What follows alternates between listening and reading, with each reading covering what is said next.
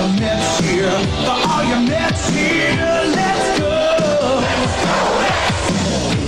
Bring it home. Bring it home. Bring it home now.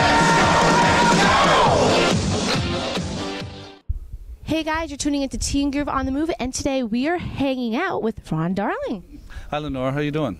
Good. How are you? I'm doing great, but I'm like everyone else. What time is it? About 3 on a Saturday afternoon. We're all can't wait to go watch football games, right? Yeah, I know. That's what we're going to be doing tomorrow. Oh, so you brought up football. Who are you rooting for this weekend? Well, I am from Boston, so that makes me persona non grata here in New York. So that's all we'll talk about. You can't even say which team you're. No, to tell you the truth, I'm, I grew up in Boston, but I'm a real New York guy. I've been here for longer than I was in Boston. I've been 50 years old. I've been in New York for 30 years now. So to me, because I get to meet all the athletes, whether the Jets or Giants or Rangers or Knicks or any of that kind of stuff, is I always want those guys to do well because the deeper they go in the playoffs, the more fun we all have in New York. Gotcha. So what inspired you to become a pitcher in baseball? I don't know if it inspired me. I like most kids, I started playing with my dad, but I'm unique in the sense that my mother was really the athlete of the family. She was a professional volleyball player, professional softball player, so that's where my genes, as far as sports genes, come from. And so, I mean, to this day, my mom's, 70-something years old? To this day, she can still have a catch. I mean, a real catch, not lobbing the ball. She can have a real catch. So it's pretty unique to have a 70, well, I won't say what her number, her age is, but that she can play catch. That's really cool. So your mom also inspired you as well? Yeah, absolutely. I think both my parents, just, I don't know, in this day and age where, things have changed a little bit. They were recently married for 50 years now. They're just an amazing couple, just really moral, great people, and real blue-collar folks, and I'm lucky they were my parents. So when you were a kid, who was your favorite baseball team? Well, I think I was a Red Sox fan in 1967. It's the Impossible Dream year, so I fell in love with the Red Sox. But I was more, growing up in Boston, I was more of a Bruins fan, big hockey fan. So Bobby Orr was really my inspiration when I was a kid. I wanted to be like Bobby Orr, like everyone that grew up in Massachusetts did in the 60s and the 70s. So do you play hockey as well, or do you just like watching it? I did play hockey as a kid. I still skate now to this day, and all my kids skate, and to this day I still love being around a hockey rink.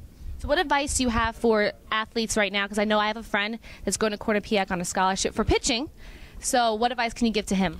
Well, if he has a scholarship already, I don't have to give him any advice. He's a great player. But for guys that are younger, and young ladies that are younger, because we tend to forget there's so many wonderful opportunities for young ladies that are athletes to go to college and have scholarships and all those kinds of things. But one piece of advice I would give, whether you're a boy or a girl, a young man or a young woman, is to play a lot of different sports. In today's day and age, everyone wants everyone to specialize and just do one sport, and I think that is so wrong. I think it's just the opposite. As many sports you can play, more well-rounded you become, not only in your sport, but also physically, with the different kinds of strengths you need to play basketball as opposed to football, as opposed to baseball. So that's the only piece of advice I'd give. So you were traveling around a lot through state to state playing. What stadium did you feel like the most at home? Well, I don't know if I felt the most at home. I think my ERA is over 5 there, but I loved Wrigley Field in Chicago. It was all-day games when I played for the Mets in those days, and it was just for us people that played professional baseball, it's such a nighttime gig. So to have an afternoon game and to eat like normal people at 6, 7 o'clock at night was such a gift, and we always felt like that in Chicago. What brought you into announcing afterwards? Well, that's an interesting question. I was semi-retired, and a friend of mine from Los Angeles wanted me to do a show, so I started that. And then I was asked by the Washington Nationals to do their games in 2005. And I said, you know what, I really should do it for a year to see if I can do it, 2, if I'm any good at it, and then see where that takes me. And then, real fortunately, hired by Sportsnet New York, SNY, the channel that holds the Mets games, and luckily they keep calling me back every year, so I'm very blessed. And now you're working with your former teammate from the '86 World Series, Keith Hernandez. Is that fun? It's a blast. For most of the people that watch the games, the greatest reality show that's never been made is Keith and I in between innings. But I don't think we should downplay also that Gary Cohen, who's the voice of the Mets, and I think he's really I don't know. I think he's going to be with the Mets forever. You know, he's that kind of great announcer, great historian.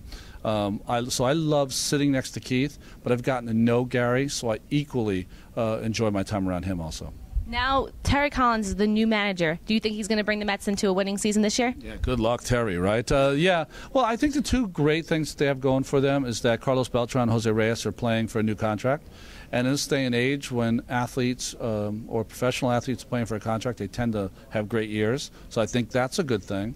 And but who knows what's going to happen? You know, Philadelphia is such a strong team that they're going to have to be at their best. They're going to almost have kind of like a perfect year. But I see a bright future for the Mets. I know the people that have taken over are people I know, and you know, I'm hoping.